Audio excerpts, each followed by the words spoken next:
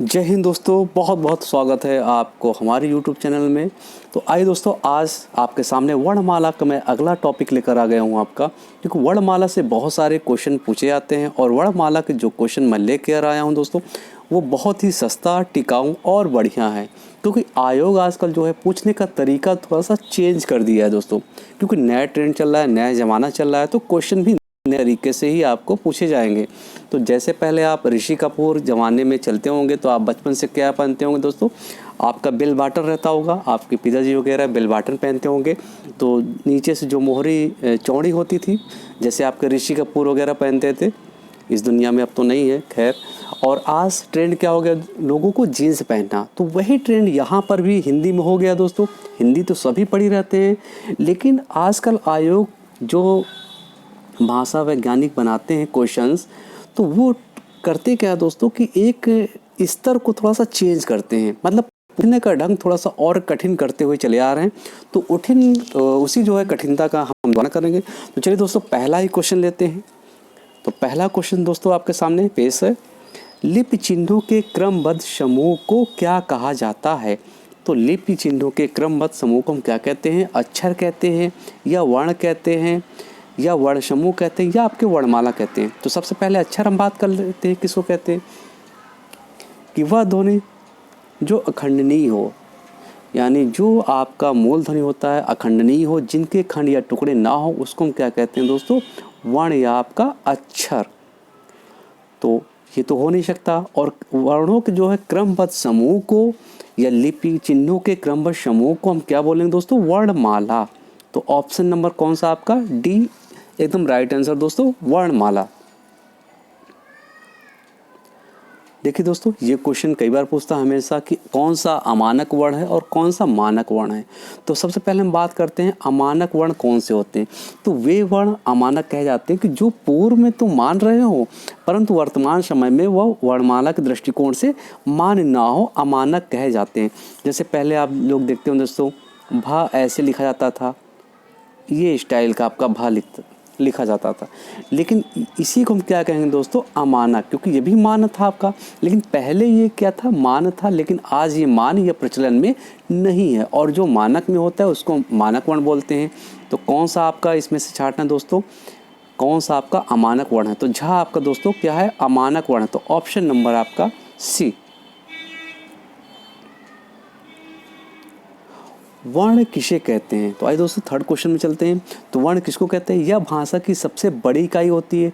दोस्तों वर्ण बड़ी इकाई तो होती नहीं, यह भाषा की सबसे छोटी इकाई होती है, तो इसको हम क्रॉस कर देते हैं, यानी इसको हम नहीं कहते हैं। अगला क्वेश्चन आइए ऑप्शन में लेते हैं, यह भाषा की सबसे छोटी इकाई होती है। तो ये भी आपका सही है कि यह भाषा की क्या है? सबसे छोटी इकाई हो सकती है। और वर्ण में इसके खंड हो सकते हैं। तो दोस्तों वर्ण के खंड यानी अखंड मूल ध्वनि होती है, यानी वर्ण के खंड या टुकड़े नहीं हो सकते हैं, उसको हम वर्ण कहते हैं। तो आपका ये भी क्या हो गया? रॉन्ग, या इनमें से कोई नहीं, ये भी आपका रॉन्ग है। यानी ऑप्शन नंबर बी आपका एकदम से राइट आंसर, यानी यह भाषा की सबसे छोटी इकाई होती है, जिसको हम वर्ण कहते हैं, वर्ण या अक्षर बोलते हैं। तो दोस्तों क्वेश्चन कैसे हैं, थोड़ा सा आप लोग कमेंट जरूर करिए। लेखन के आधार पर वर्गों की संख्या कितनी होती है? सॉरी, वर्गों लिखा है यहाँ पे, वर्णों की संख्या कितनी होती है? तो लेखन के आधार पर वर्णों की संख्या कितनी होती है? 52। अगर पूछ ले दोस्तों आपका उच्चारण के आधार पर वर्णों की संख्या कितनी होती है, तो उच्चारण के आधार पर आप लोग बोलिएगा 45, क्योंकि 35 आपके ले लिए गए व्यंजन और 10 आपके ले लिए क्या? स्वर। और री को कामता प्रसाद गुरु ने स्वरों में स्थान नहीं दिया है। तो आप लोग देख लीजिए दोस्तों, लेखन के आधार पर कितने होते हैं आपके?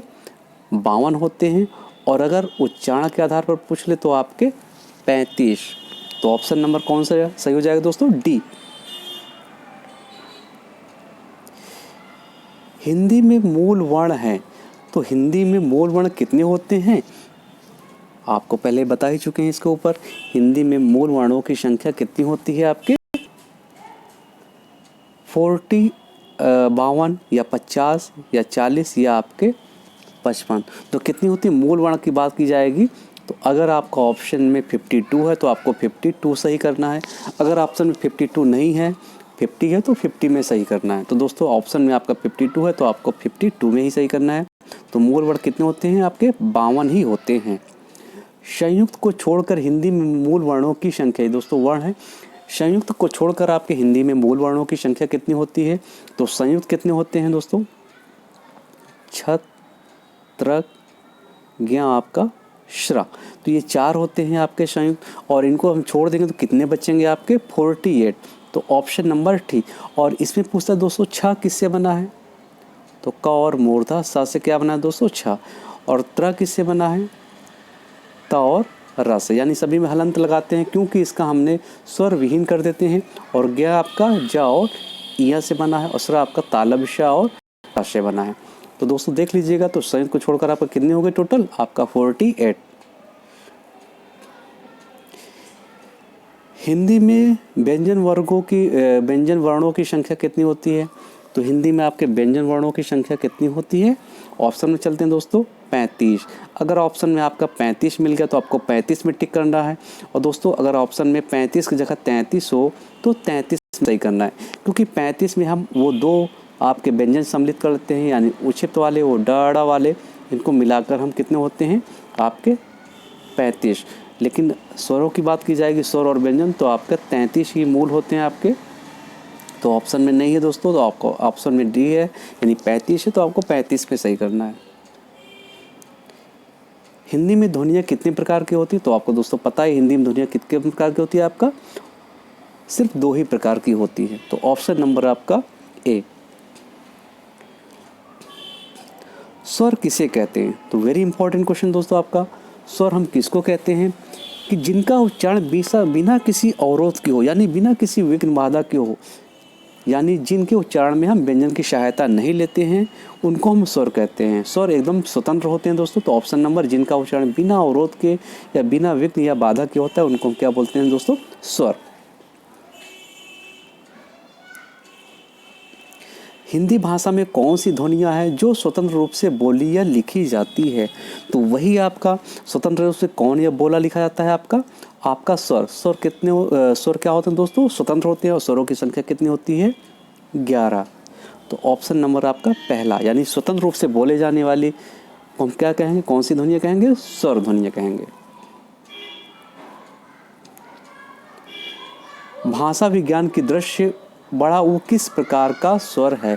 तो भाषा विज्ञान की दृश्य जो है बड़ा ऊ आपका क्या है दोस्तों? समरस। तो आपका ऑप्शन नंबर ए, यानी अग्र समरथ आपका कौन सा हो गया दोस्तों? ऊ, बड़ा ऊ। ए स्वर किस प्रकार का है आपका? तो आइए दोस्तों, ए क्या है आपका? दीर्घ स्वर कहा जाता है। और ऋष्य स्वर कौन कौन से होते हैं दोस्तों? आपका आ, ई, ऊ और री, ये 4 आपके ह्रस्व होते हैं। इन्हीं को क्या कहते हैं दोस्तों? मूल स्वर भी कहते हैं। तो मूल स्वरों की संख्या भी कितनी होती है? 4, यानी आ, ई, ऊ और री।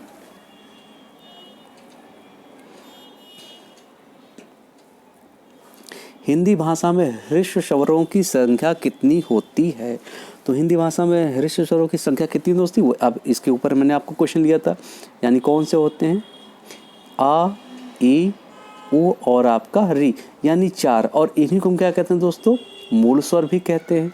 कि जिनको बोलने में कम समय लगे या एक मात्रा का समय लगे, उनको हम ह्रस्व स्वर या एक मात्रिक स्वर भी कहते हैं।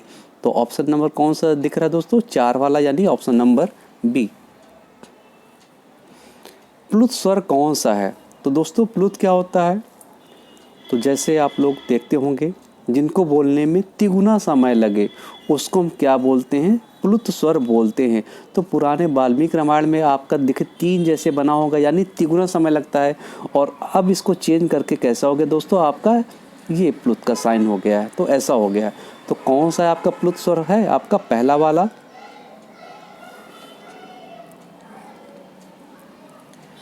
मात्रा के आधार पर स्वर के कितने भेद होते हैं? तो मात्रा के आधार पर स्वर के कितने भेद होते हैं आपके? 3, ह्रस्व, दीर्घ और आपका प्लुत। तो आपका ऑप्शन नंबर बी। तो देखिए दोस्तों, अगर हिंदी में पूछ लिया जाएगा कितने होते हैं, तो आपके 2 ही करना है। अगर संस्कृत में ये प्लुत को हम सम्मिलित कर लेते हैं तो संस्कृत में 3 हो जाता है। लेकिन कहीं अगर आपका 2 ऑप्शन में ना हो, 3 हो, तो 3 को सही करना है, और नहीं तो आपको 2 को ही सही करना है। जिह्वा के आधार पर स्वर के कितने प्रकार होते हैं? तो आपका जीभ हमने काट के, जैसे आप सपोज दैट मेरा ही जीभ काट के हमने ऐसे रख दिया है, तो इसको हम 3 प्रकार से विभाजित करते हैं जीभ को। तो पहला आपका कहलाएगा दोस्तों अग्रभाग, यानी जीभ के अग्रभाग से कौन से स्वर बोले जाते हैं, और फिर ये आपका हो गया मध्य भाग, और फिर ये आपका हो गया पश्च भाग। तो यानी जिह्वा के आधार पर हम कितने प्रकार के होते हैं, सिर्फ 3 भागों में बांटते हैं। तो ऑप्शन नंबर आपका बी, यानी अग्रभाग, मध्य भाग और आपका पश्च भाग। कौन सा अग्र स्वर नहीं है दोस्तों? तो आइए दोस्तों इसमें छांटते हैं आपका अग्र स्वर कौन सा इसमें नहीं है, वेरी इंपॉर्टेंट। तो छोटा आ, ये क्या होते हैं दोस्तों? छोटा आ आपका ये मध्य स्वर, या इसको हम केंद्रीय स्वर बोलते हैं, केंद्रीय स्वर भी बोलते हैं छोटा आ को, या हम इसको मध्य स्वर बोलते हैं। और बाकी आपका ई, बड़ी ई, ए, आय, ये आपके क्या होते हैं? अग्र स्वर होते हैं। तो ऑप्शन नंबर कौन सा? पहला वाला आपको दिख गया, ये अग्र स्वर नहीं है, ये मध्य स्वर है या केंद्रीय स्वर है। स्पर्श व्यंजन को ये भी कहा जाता है, तो स्पर्श व्यंजन को मूल व्यंजन कहा जाता है, आपका गलत। वर्गीय व्यंजन, तो जी हाँ दोस्तों, आपका स्पर्श व्यंजन को हम वर्गीय व्यंजन कहते हैं। क्यों कहते हैं दोस्तों? क्योंकि ये अपने ही वर्ग में होते हैं।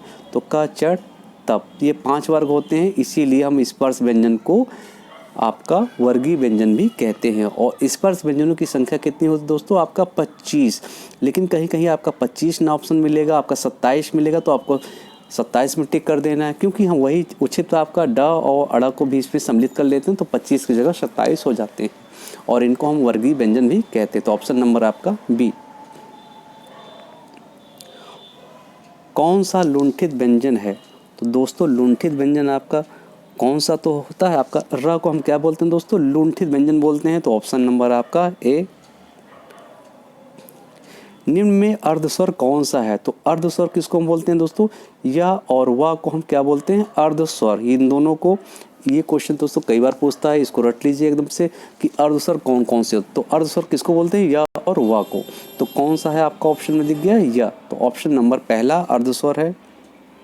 तो कैसे लगे दोस्तों एक क्वेश्चन टॉप 20? अगर आपको दोस्तों पसंद आया तो प्लीज़ लाइक, शेयर, सब्सक्राइब जरूर करिएगा। धन्यवाद।